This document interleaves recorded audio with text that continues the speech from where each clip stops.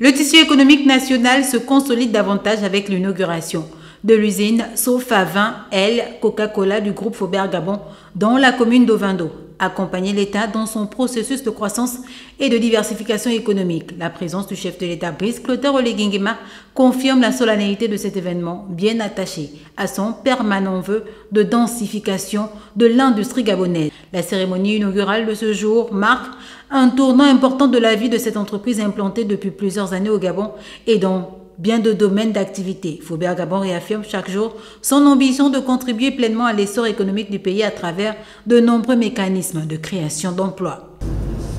En 2022, Coca-Cola a décidé de réévaluer ses partenariats stratégiques dans 15 pays d'Afrique. Sélectionné, Sofavin a été retenu exclusivement pour embouteiller au niveau du Gabon. De ce fait, la section que nous inaugurons a été entièrement dédiée à la production de Coca-Cola, ce qui a généré plus de 100 nouveaux emplois directs. À ce jour, Sofavin a un effectif total de 258 emplois, dont 75% des nationaux. L'entreprise Sofavin Gabon constitue évidemment, et on ne le dira jamais assez, une des matérialisations de la politique industrielle nationale et donc une initiative porteuse de valeur ajoutée. Excellence, Monsieur le Président de la République, vous n'avez cessé de le dire, l'une des clés du développement économique durable d'un pays réside dans la substitution aux importations. C'est pourquoi chaque produit fabriqué à partir de ressources locales est un gain pour notre économie. Et la Sofavin intègre bien cette dimension. Pour un investissement de plus de 20 milliards de francs CFA consenti de 2022 à ce jour, ce sont plus de 500 emplois, dont 100 emplois directs, avec 75% réservés aux nationaux qui seront générés. La phase protocolaire a laissé place à l'inauguration proprement dite, coupure de ruban symbolique, visite de l'usine avant la dégustation du produit dont la fabrication est célébrée. Sur la route de l'autosuffisance alimentaire, les sillons de cette ambitieuse politique agricole se dessinent inexorablement avec Agropag. Dans l'Angounié, l'une des provinces à vocation agricole, le chef de l'État est venu s'assurer de l'avancement de ce projet stratégique qui vise la souveraineté alimentaire et le développement économique de notre nation. Population de Ndéndé, Maramboua.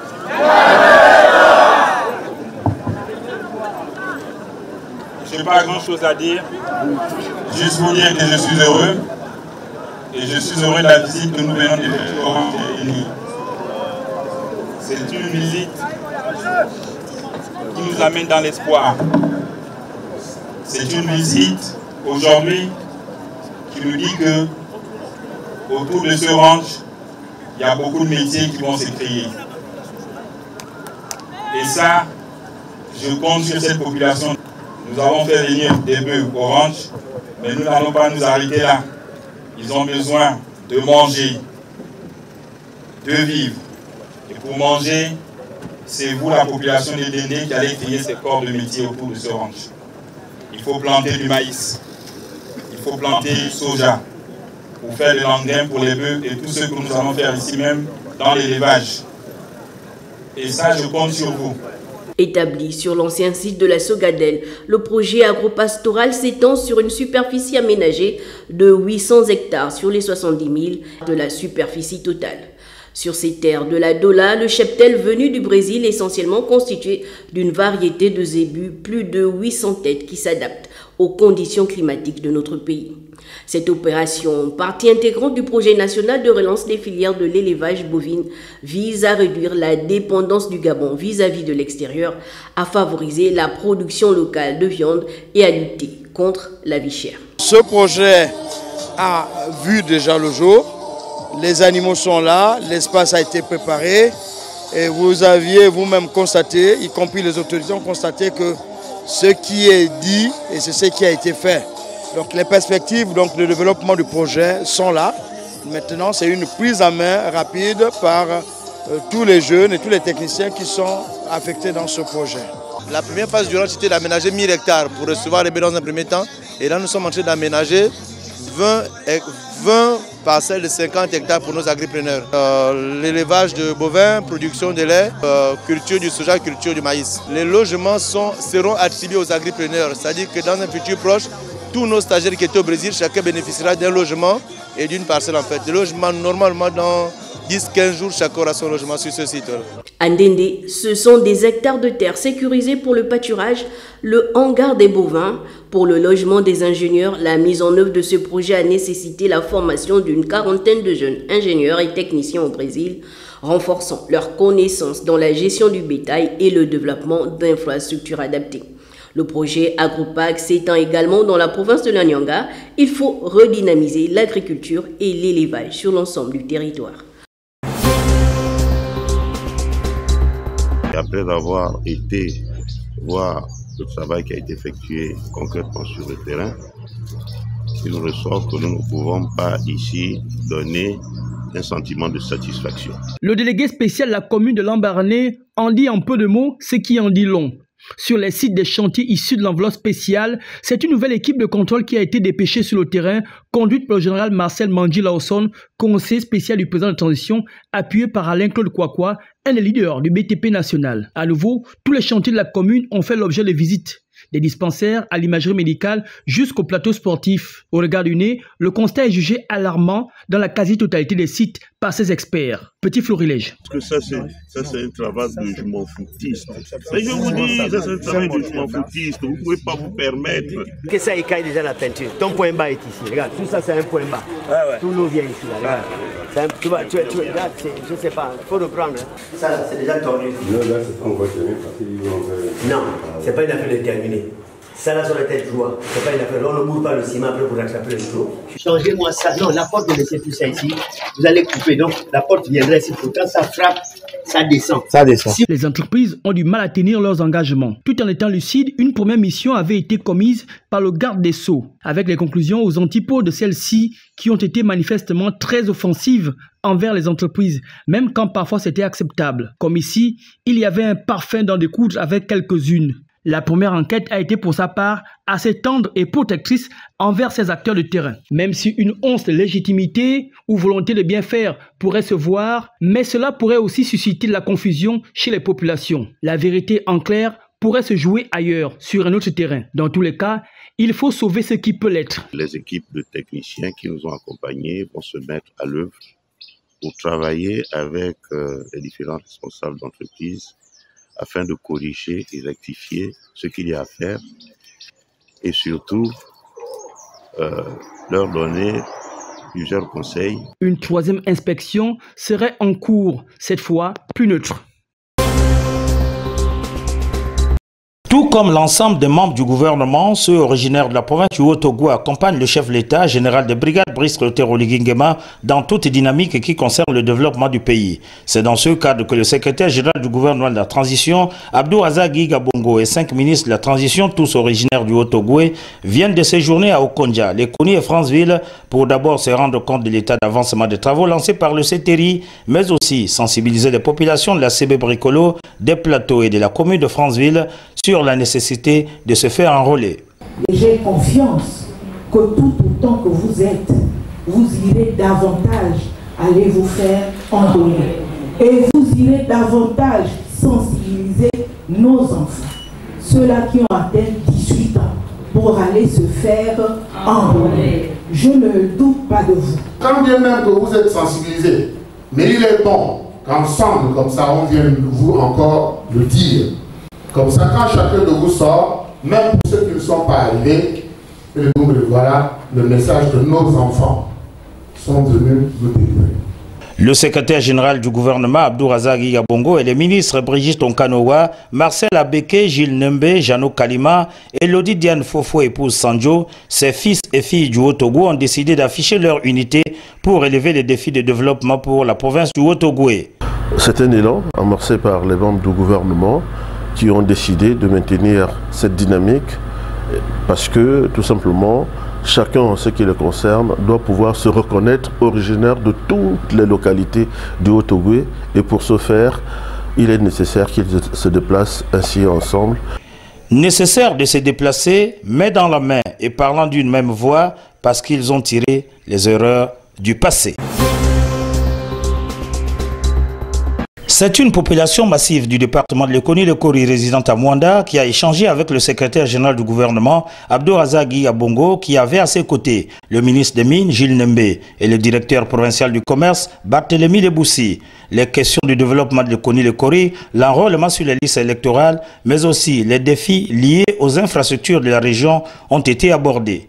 Nous avons observé que pendant la campagne référendaire, ils ont marqué leur présence en s'associant à ceux qui ont décidé d'accompagner le processus de la transition. Et ça nous a marqué. Il était donc important pour moi de m'arrêter là, de les remercier et de les encourager surtout à se mobiliser encore davantage pour continuer à apporter leur contribution. En favorisant le dialogue et la participation citoyenne, Abdourazak Abongo montre là un exemple louable de leadership basé sur l'écoute et la collaboration. Pour ceux qui traînaient encore le pas, il était important pour nous de leur rappeler l'obligation civique. Le vote est une décision. Pour voter, il faut au préalable être inscrit sur les listes électorales. Et donc, c'était le message. Les participants ont salué la pertinence des échanges avec le secrétaire général du gouvernement. C'est une considération par les membres du gouvernement de venir vers nous et c'est aussi une considération pour nous de les accueillir avec une salle bondée. Soulignons que la cordialité et la convivialité ont couronné cette rencontre riche et constructive au profit des ressortissants de Lekoni-Lekori vivant à Mwanda. Échanges ont-ils conclu, participent à l'essor du pays vers la félicité. Cette première phase d'activité d'intercession parlementaire lancée par le député de la transition Jean Bosco Ndjunga s'est faite dans la salle polyvalente de la commune d'Aboumi en présence des délégués spéciaux en charge du département des Baïs-Bricolo, Yves Zakari Okinja, et de la commune d'Aboumi, Jean-Rigobert Ebongi.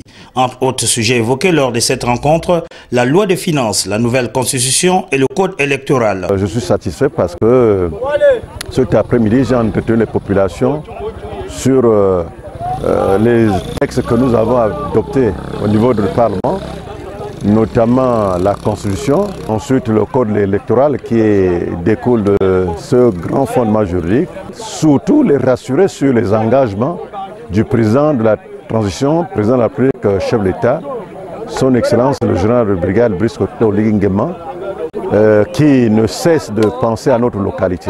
En présence de plusieurs jeunes, femmes, notables et auxiliaires de commandement, l'honorable Ndjunga a sensibilisé les jeunes sur l'importance de leur inscription sur les listes électorales biométriques. Nous allons avoir les élections présidentielles le 12 avril prochain. Et donc c'est important de les rassurer, de les mobiliser et surtout de les sensibiliser face aux enjeux à venir. Nous devons profiter de cette prolongation de la révision de la liste électorale pour intensifier la sensibilisation afin que les jeunes puissent s'enrôler. En bouclant cette rencontre, le député de la transition Jean Bosco Ndjunga, en sa qualité de cadre et fils de Baïs-Bricolo, a rassuré les populations quant aux engagements du président de la transition pris en faveur de cette région. Il a ensuite appelé ses compatriotes à se mobiliser massivement pour soutenir les actions du chef de l'État, le général de brigade Brice Oligui Nguema. Le docteur Kadiata est venu les mains pleines des brosses à dents et dentifrices pour captiver l'attention des élèves de l'école publique mixte, conventionnée avec lesquels il a longuement échangé sur l'hygiène bucco-dentaire en s'appuyant sur 3 points importants. J'ai commencé par rappeler aux enfants la place ou l'importance des dents et de la bouche à faire 3 ou 4 choses. La première chose, c'est de pouvoir choisir sa brosse à dents. La deuxième chose, c'est la pâte dentifrice. Et la troisième chose, c'était de parler de la technique de brossage. Comment bien brosser ses dents. Le chirurgien dentiste, le docteur Kadiata, a expliqué aussi la différence qu'il y a entre les bains de bouche et le mode d'utilisation, y compris les risques encourus. Il faut savoir une chose, que sur le marché, il y a des bains de bouche thérapeutiques et des bains de bouche cosmétiques. Alors, pour ces bains de bouche cosmétiques, on les utilise quotidiennement et n'ont pas de problème. Par exemple, les brosses à dents qui contiennent la chlorhexidine, on ne peut pas les utiliser systématiquement chaque jour. Parce qu'après 7 à 10 jours d'utilisation de ce type de bain de bouche, ça va créer un effet inverse. Donc ça va détruire les microbes qui sont bons pour la bouche. Et du coup, ça va encore créer des maladies. Et donc, c'est les dentistes qui apprécient quel bain de bouche prescrire et quel est le délai d'utilisation. Pour sa part, le directeur de l'école publique mixte conventionnée de Port-Gentil trouve l'initiative bénéfique pour les enfants. La finalité de cette action, qui est portée et initiée par l'association des parents d'élèves, il est très important que les élèves, dès leur plus jeune âge, commencent à avoir des bons comportements au niveau de l'hygiène et même des pratiques alimentaires. Et donc, là, c'est la 2e année consécutive où on a ciblé le niveau des CP, puisque c'est l'âge de 6 ans, et c'est l'âge auquel les enfants perdent leurs dents de lait. Et donc, à partir de là, on fait venir un spécialiste, un professionnel, un dentiste en l'occurrence, pour sensibiliser les enfants sur la nécessité d'un brossage des dents, la technique du brossage des dents et l'importance aussi d'avoir une alimentation qui ne va pas favoriser les caries. La présidente de l'association des parents d'élèves explique le choix porté sur les élèves des classes élémentaires. Et c'est aussi la période où les enfants commencent à perdre leurs dents. S'ils ne brossent pas les dents, après ils encourent certaines maladies comme la carie. Pour une meilleure hygiène dentaire, il faut se brosser les dents régulièrement et consulter un médecin dentiste en cas de nécessité. La caravane organisée dans les quartiers du 2e arrondissement a vu la distribution de nombreux kits contenant des denrées essentielles.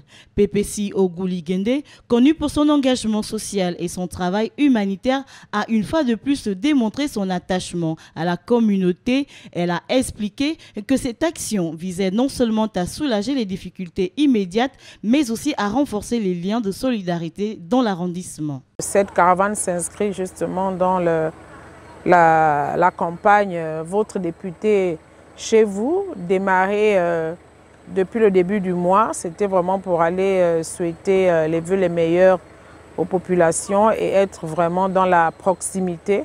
Nous avons pu être en contact avec les équipes du mouvement ICODE auprès de toutes ces populations pour recueillir également leurs préoccupations quotidiennes. Et nous avons ce devoir de remonter toutes ces attentes des populations auprès des plus hautes autorités, notamment de l'exécutif. Et nous avons trouvé également des populations qui ont un grand espoir dans la vision du président de la transition, président de la République, chef de l'État, son Excellence le général de brigade Brice Clotaire Oligui Nguema. Les bénéficiaires, quant à eux, ont exprimé leur gratitude et leur bonheur face à cette aide inattendue. Je ne m'entendais pas ça. Pour une fois, c'est très bien pour moi. Je suis un vieux retraité. Comme me fait des dons comme ça, je suis très content, je suis très ravi. Merci. Continuez comme ça toujours à faire, nous les diminuer un peu quelque chose pour manger, c'est bon. Je la remercie beaucoup. Et je remercie beaucoup Maman Précite et son établissement. Et je viens ça le 23 au cœur. Je ne pensais pas avoir ça. Cette distribution de kits alimentaires par PPC Ogouligende montre un exemple concret de l'impact positif que peuvent avoir les actions des responsables locaux. Le sourire et les remerciements des bénéficiaires témoignent une fois de plus l'appréciation de cette initiative qui pourrait bien inspirer d'autres actions similaires dans le futur à Port-Gentil. C'était à Petit Paris 2, quartier du 2e arrondissement de la commune de Lambaréné, dans un passage bien fréquenté par les populations, que nous avons vu la situation du sexagénaire Edouard Mayombo. Voilà plus de 7 mois que son quotidien est un vrai calvaire, un supplice depuis qu'un violent orage a emporté la toiture de son domicile, alors qu'il se trouvait en soins à Libreville. Moi j'étais à Libreville. C'est ma sœur. C'est lui qui décède. C'est lui qui a chargé même qu'on a donné qu'on a fait les noms. Un domicile déjà fragilisé par le poids des ans qu'il a bien voulu nous faire visiter aux côtés de son petit-fils sans emploi. Si je n'ai pas fait ça, un peu de autrement, vraiment je souffre. seulement de ma côté de moi, pour les maladies, machin, tout ça. Une des pièces était en location, ce qui lui permettait de vivre. Car retraité de Rouget-Gabon, ancien conducteur d'engin, sa modeste pension de 60 000 francs CFA par trimestre ne lui permet pas de réfectionner la maison. Une maison en lambeaux. À cela s'ajoute une santé chancelante car perturbée surtout par des ennuis prostatiques. On parlait de supplice un peu plus haut, c'est un euphémisme. Une toiture béante, il dort presque à la belle étoile. Se nourrir, une autre paire de manches. Vraiment, je souffre seulement de ma côté de moi, pour les maladies, machin, tout ça. C'est ce que je souffre. Les maladies, j'étais oublié toujours, le premier jour. C'était le saut de piste. Mais on soigne, personne. Les enfants, j'ai dit, les enfants ne travaillent pas. Hier, c'était un pilier de sa communauté. Aujourd'hui, il doit demander pour vivre. L'homme qui doit encore sa vie à son courage s'en remet à Dieu et aux bonnes volontés frappées par la philanthropie. Le cas de Papa Mayombo n'est pas un cas isolé, car dans plusieurs quartiers, ils sont de nombreux compatriotes qui vivent aussi pire, où la solidarité a filé à l'anglaise.